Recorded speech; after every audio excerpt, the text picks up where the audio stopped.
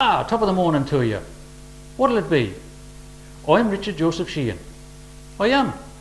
Maria and I have been keeping watch on this bar since 1875. Mind you, most of that time has been more in the spirit than the flesh, if you get me drift.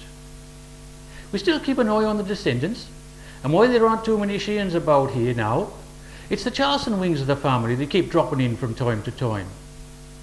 Now my part in this story starts back in Cork in Ireland, where I was born in 1830. Me dad Dennis was a storekeeper and me ma was Mary Pugh. The great hunger in Ireland then, the potato blight and English oppression took a huge toll, and there was no future for me. I would certainly never make enough to ask any decent girl to marry me. When I was about 25, I heard that in far off Australia you could pick up gold in the street. But when I was 30, I was off. I booked steerage passage on the clipper ship Venelia. It was one hell of a trip. There were 28 young single blokes like myself and a few toffee cabin passengers. We went via Calcutta, and there I saw people riding elephants. Our cargo included a large amount of opium and 85,000 cigars. Well, times have changed, I believe. I arrived in Melbourne on the 21st of February 1860. I first tried my luck on the sailors' gully diggings near Bendigo before joining the rush to Goulburn. Oh, what a strange country, so hot and brown and dusty, and plants and animals like you wouldn't believe. I'd been told about huge bushfires in 1851, and I could still see the trees all black. Oh, how I longed for the greens of home. Well, when I found out that you couldn't actually pick up the gold, I walked all the way back to Melbourne. Lean times, I can tell you. I then went once as a seaman on a coaster from Melbourne to Sydney before walking back to the Creswick goldfields. Eventually I realised that rather than trying to be a sailor or a miner, I should stick to something that I knew. I opened up a store on the Hepburn estate, but I was still unsettled. Even at the time of my marriage to my beautiful school teacher wife, Maria Cecilia, I still called myself a traveller. Now that was at St Patrick's Cathedral in Melbourne in 1866. And while I'd never been one much for dates and detail, I do remember that one. October the 13th it was. I was 36 and she was 22. A brave and beautiful young girl who'd come to Australia at the age of 16, although she put her age up to 18 when she booked passage on the Morning Star. It was one of the best and fastest clipper ships.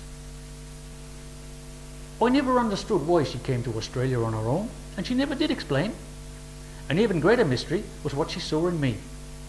She was, as she was fond of telling everyone, the daughter of Bartholomew Ellis, Esquire, civil engineer of the Board of Lands and Works, Dublin, and the niece of Dr. John Ellis of Toronto.